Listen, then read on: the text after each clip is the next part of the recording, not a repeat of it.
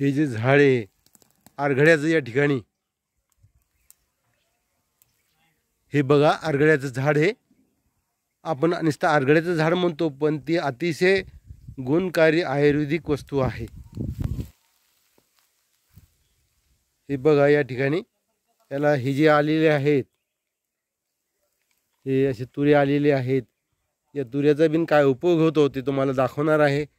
सगळं पटलं तर ह्या चॅनलवर आपल्याला सांगणार आहे. आता तुम्ही पाहिलेलं आहे की आपण जे वनस्पती आपण पाहिलेली आहे, तर त्या वनस्पतीचा काय फायदा आहे मी तुम्हाला यापुढे सांगणार आहे. आणि तुम्ही जे आपलं पटलं तर हे चॅनल पाहत असाल तर नक्की सबस्क्राईब करायचं विसरू नका. तर वनस्पतीचं नाव होतं आरघडा. वनस्पतीचं नाव आरघडा होतं. त्या आरघडा कसा असतो, हे पहा, या प्रकारचा आरघडा असतो. आणि हा आरघडा आपण सरासरी गणपती ज्या दिवशी बसतात त्या दिवशी गणपतीला बसणे पूजेसाठी याचा आरघड्याचा उपयोग केला जातो. आरघड्याचे 21 पानं त्या ठिकाणी आपण पूजेला घेत असतो. तर हा आरघडा जो आहे, हा आरघडा याला बकऱ्या वगैरे खात असतात. गावात शेतात कुठंतरी असतो गावाच्या बाजूला, पण याला सरासरी बकऱ्या जास्त खातात, मेंढरं खातात. पण याचा उपयोग मात्र बऱ्याच लोकांना माहिती नाही.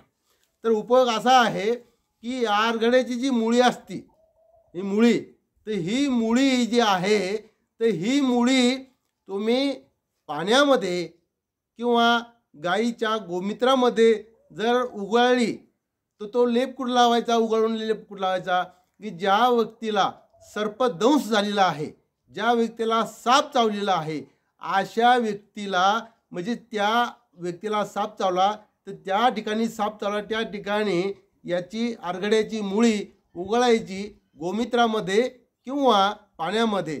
तर सर्पदंश ज्या ठिकाणी झाला त्याच्यात सर्पाचं विष जे आहे ते पूर्ण उतरलं जातं, पूर्ण उतरलं जातं. आणि दुसरा एक याचा फायदा असा आहे की हे पहा, याला असे बरेच काही येत असत. हे काटेरी आहे. ज्या व्यक्तीला कॅन्सर आहे, ज्या व्यक्तीला कॅन्सर झालेला आहे, कॅन्सर बऱ्याच दवाखान्यात बरा होत नाही, पण आयुर्वेदाकडे लोकांचं लक्ष नाही. म्हणून याची जी मुळी आहे ती मुळी शुद्ध मवळाच्या मधामध्ये, आपण मऊळ जे गावरान मऊळ उलवतो त्या मवळाचा जो मध असतो त्या मधामध्ये उगाळायची आणि सकाळ संध्याकाळ तो उगाळीला चाटायचं आणि खायचं. 100%, 1000%, 1,00,000% तुमचा कॅन्सर बरा होणार आहे. पण मात्र एका खाल्ल्यानं बरा होत नसतंय, रेग्युलर चालू लागतं, ठेवावं लागतंय. आणि तिसरा फायदा असा आहे की याच्यामध्ये असे काटे येतात, काट्याचा तुरुंब येतो. हे असे काही काही झाडाला 3 फुटाचा येतो, काही झाड 4 फुटाचा येतो. तर याला काटे आहेत, असे काटे असतात हे. आणि हे बघा, हे बारकाले काटे, हे हातावर पडलेले हे काटे माझे. तर हे काटे काय असे कामी करतात की या काटेची जर तुम्ही जर खीर खाल्ली, जशी आपण तांदळाची दुधाची खीर खातो, तसे या काट्याची तुम्ही जर शुद्ध चांगली जर खीर केली आणि ती खीर जर खाल्ली तुम्ही, तर तुम्हाला 8 दिवस नाही 1 महिनाभर भूक लागत नाही. काय लक्ष देऊ नाही का?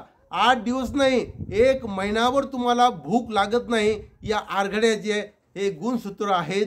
पण आपण आरघड्याला कमी मानतो. असा आयुर्वेदिक आरघडा हा आपल्या शेतामध्ये असतो आणि गणपतीच्या पूजेसाठी याचा खूप महत्त्वाचा मान आहे. तरी जर तुम्हाला हा व्हिडिओ आवडला असेल, ज्याला कॅन्सर झाला असेल, ज्याला सर्पदंश झाला असेल, त्यांच्यासाठी हा व्हिडिओ मात्र नक्की शेअर करा. कारण तुमच्या शेअर केल्यामुळं कोणाचा तरी जीव वाचू शकतो, एवढं मात्र विसरू नका. आणि तुम्ही याची जर खीर केली तर तुम्हाला 100% मी सांगितलं तुम्हाला की भूक लागणार नाही. नमस्कार मित्र हो.